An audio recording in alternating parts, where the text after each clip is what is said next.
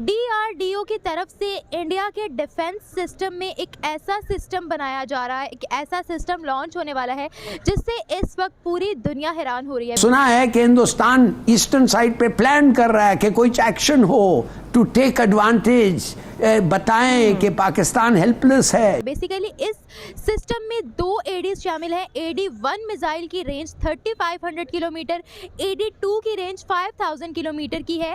Basically इस system से अगर इंडिया में कोई मिसाइल या कुछ भी एंटर होना चाहेगा तो ये सिस्टम उसको ट्रैक करेगा और इंडिया में एंटर होने से पहले ही उसे तबाह कर देगा। लाहौर कैंट में जो बख्तरबंद गाड़ियां और टैंक जो लाए जा रहे हैं, अवाम इस वक्त गुस्से से भरी हुई है। लाहौर कैंट की जानिब मार्च है, कैंट का रुख कर रहे हैं, कोर कमांडर हाउसेस का रुख करने लगे हैं।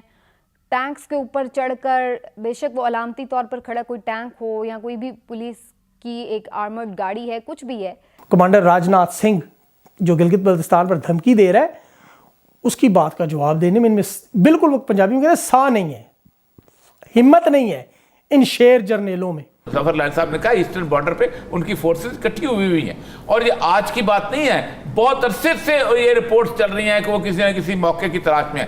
ये वाला सिस्टम बहुत ही खतरनाक और बहुत ही स्ट्रॉन्ग माना जा रहा है और इसकी तारीफ हमें पूरी दुनिया में भी देखने को मिलती है और ये प्योरली मेड इन इंडिया का बना हुआ है। यही चीज़ अवॉइड करना चाह रहे थे सब कि कहीं पे भी ऐसी नौबत ना आए कि जहाँ पर अवाम और अफवाजी पाकिस्तान कोई खुदा न खास्ता आमने सामने आ जाए। जैसे आपने बताया कि वो इनोवेशन बहुत ज्यादा ला रहे हैं, तब देखें कि वो कश्मीर के लिए जो है ना वो पाकिस्तान को बिल्कुल नहीं खातर खवा लाते, क्योंकि कश्मीर के लिए पाकिस्तान को खातर खवा नहीं लाते। वो इसलिए कि वो डरते नहीं है पाकिस्तान से। अब इंडिया वाले पाकिस्तान के पास है क्या डराने वाला।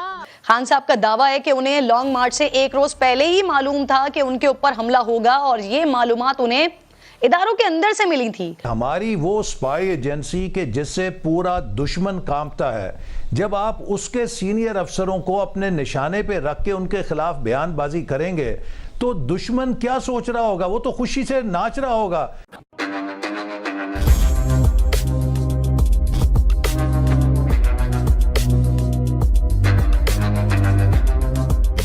दोस्तों, धीरे धीरे भारत इकोनॉमिकली और मिलिटरीली भी मजबूत होता जा रहा है। जहां Bharat world's 5th biggest economy बन चुका है, वहीं दूसरी तरफ भारत वेपन्स के मामले में भी आत्मनिर्भर बन रहा है। और इन सब चीज़ों को देख करके भारत के दुश्मन भारत के ऊपर हमला करने का राय भी रखते हैं। और अब इस हमले से बचने के लिए भारत अब S-400 और इजरायली आयरन डोम की तरह अपना खुद का एयर डिफेंस सिस्टम बना लिया है, जिसका सफल परीक्षण 2 नवंबर को किया गया।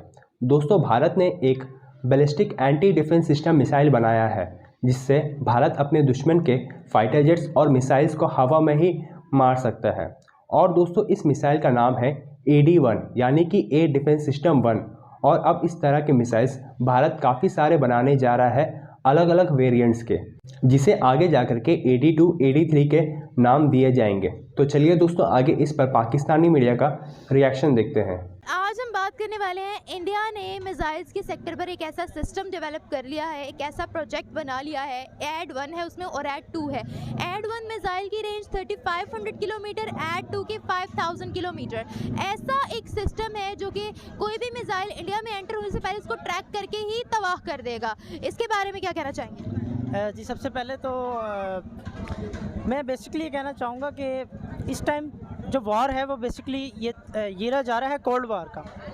इंडिया इस टाइम अपना फुल फोकस करता है अपनी डिफेंसिव पावर पे। नो डाउट उनका डिफेंसिव का जो सिर्फ डिफेंस बजट ही है वो हमारी टोटल बजट से कहीं ज़्यादा है। लेकिन इसमें मोस्टली ये भी देखा जाता है कि इसकी जो एक्सटर्नल जो इन्वायरमेंट है और इसमें जो है ना वो इंडिया एक नेगेटिव रोल भी बहुत ज़्यादा प्ले करता है। बाकी आप जहाँ तक बात करते हैं नेगेटिव रोल की बात करें, क्या नेगेटिव रोल इंडिया जो है वो प्ले कर रहा है? सबसे पहले तो मैं बात as a being a Pakistani मैं यही जानना चाहूँगा, जैसे कश्मीर का इशू है हमारा और इंडिया का। सर, मेरा ख्याल है कि यहाँ पर कश्मीर की बात करना ही बेकार है, क्योंकि अगर हम कहते हैं कि इंडिया के पास कश्मीर है, पाकिस्तान के पास होना चाहिए, तो पाकिस्तान मेरा नहीं ख्याल कि 75 सालों में जितनी हम लोगों ने फंड खाए हैं या हम लोगों ने हैशटैग के अलावा कुछ भी नहीं किया है, तो हम ये बात यहाँ पर खड़े होकर कह भी सकते हैं कि कश्मीर हमारा है। मेरा नहीं ख्याल। मैडम, आप बिल्कुल सही कह रही हैं। इंडिया ने तरक्की की और इसी वजह से की है कि वो अपना बजट जो है वो सही यूटिलाइज करते हैं। लेकिन अगर आप पाकिस्तान के बजट्स की आप देखें तो मोस्टली डिफेंस बजट तो लाजमी जाता है, हमारे 80% डिफेंस पे ही तो जाता है। लेकिन वो उसका डिफेंस पे जाते हैं, लेकिन आपको पता है कि बहुत सारे अनासिर हैं जो उस बजट को सही तरह कंज्यूम नहीं कर पाते। उसमें यह है कि देखें, अगर आपका जितना परसेंटेज बजट को जाता है, मेरे हिसाब से पाकिस्तान वो दुनिया का वाहिद मुल्क है जिसका 80%, 80 to 89% बजट जो है वो डिफेंस में जाता है। फिर भी हम लोग जो है वो बाहर से चीज़ें इंपोर्ट करते हैं, हालांकि हमारा मुल्क का सबसे ज़्यादा बजट जो है वो डिफेंस पर ही लगता है। आप अगर मैं ये बात बताऊं कि इंडिया ने जो मिसाइल्स की रेंज एक एड 1 की 3500 किलोमीटर है, एड 2 की जो है वो 5000 किलोमीटर है। आप मुझे बताएगा, उन्होंने रिसेंटली एक ऐसा रॉकेट बना लिया था जिसके अपोजिशन पर चाइना खड़ा हो गया था, क्योंकि वो चाइना से भी ज़्यादा ज़बरदस्त उन्होंने स्ट्रॉन्ग बना लिया था। इसके बारे में आप क्या कहेंगे? कभी आपने पाकिस्तान के बारे में ये न्यूज़ सुनी है कि हम लोगों ने ऐसा कोई मिसाइल बनाया हो या ऐसा कोई रॉकेट बनाया हो जो हमारी स्ट्रॉन्गेस्ट कंट्रीज़ हैं, सुपर पावर्स है, वो हमारे ऑपोजिशन पर खड़ी हो गई हो? क्या ऐसा एजाज़ कभी पाकिस्तान को हासिल हुआ है? मैडम, यही मसला है हमारे इस मुल्क की डेमोक्रेसी का और ब्यूरोक्रेसी का कि असल जगह पे बजट कंज्यूम नहीं हो रहा। मैं आपको बार बार वही कह रहा हूँ कि कहने को है कि 80% हम डिफेंस पे लगा रहे हैं, लेकिन वो जा गलत रहा है। हमें चाहिए, देखें, यही तो यूज़ है टेक्नोलॉजी का। अब इंडिया अगर टेक्नोलॉजी का यूज़ कर रहा है अपनी डिफेंस पावर को मज़ीद बढ़ाने के लिए, तो वो आपके एक्सटर्नल लेवल को प्रेशराइज भी तो आप देखें कितना कर रहा है, और वो यही प्रेशराइज कर रहे हैं। सपोज डैट के मैं आपको एग्जांपल देता हूँ, अगेन फिर दोबारा आते हैं कि उनके पास टेक्निकल पावर और इसके पास वेपन्स इतने स्ट्रॉन्ग है, जैसे आपने बताया कि वो इनोवेशन बहुत ज़्यादा ला रहे हैं।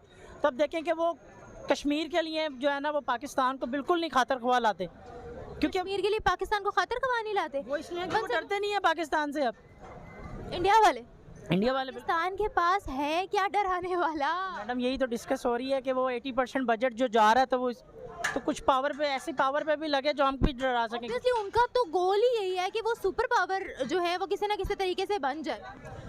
मैडम, जो देखें, जो उनके पॉजिटिव पॉइंट ऑफ व्यू हैं वो बिल्कुल सही हैं और वो यूज़ कर रहे हैं और वो बड़ा अच्छा कर रहे हैं। हमारे यहाँ बदकिस्मती से हम नहीं कर पाते। किस किस्म के इंडिकेशंस हैं कि ये जो हुआ है ये एक बहुत बड़ा कंस्पिरेसी है, ये ऐसा आउट ऑफ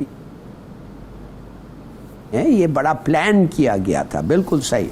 मगर देखिए, बात करना चाहिए, बिल्कुल उन्होंने सही कहा कि क्या हम अब क्या इन द फ्यूचर हम क्या करना चाहिए, नहीं कि क्या हो, क्या गलती इन द पास्ट। ये इन्वेस्टिगेशन बता देगा कि क्या गलतियां थी। अब देखिए क्या होने वाला है। मैं आपसे पूछना चाहता हूं कि ये जो डेंजर है, आप कराची के स्ट्रीट्स पे, हमें आज शारा फैसल पे आप देखें मैसिव शेलिंग हुई है, मगर शुक्र है अब तक कोई हमें ये नहीं है कि कोई मारा गया है। इंजरीज हुए होंगे but nobody is killed. Civil commotion हुआ है, इकोनॉमी खत्म हो गई है, रुक गई है। मैं गिजरी के नजदीक रहता हूँ, 400 मजदूर उधर बैठे होते हैं हर रोज अपने मजदूरी की तलाश में। मजदूरी का मतलब खाने की तलाश में, उनको कुछ नहीं मिल रहा है। कब तक वो आएंगे, कब तक वो भूखे जाएंगे? सुना है कि हिंदुस्तान ईस्टर्न साइड पे प्लान कर रहा है कि कोई एक्शन हो टू टेक एडवांटेज, बताएं कि पाकिस्तान हेल्पलेस है। शायद वो भी हो रहा है। और कुछ लोग इधर खड़े हुए हैं और कह रहे हैं कि ये जो हमारे खिलाफ लोग हैं ये एक मजहबी ग्रुप से आ रहे हैं, ये फंडोज हैं, ये उन लोगों के साथ हैं जो बिगट्स हैं।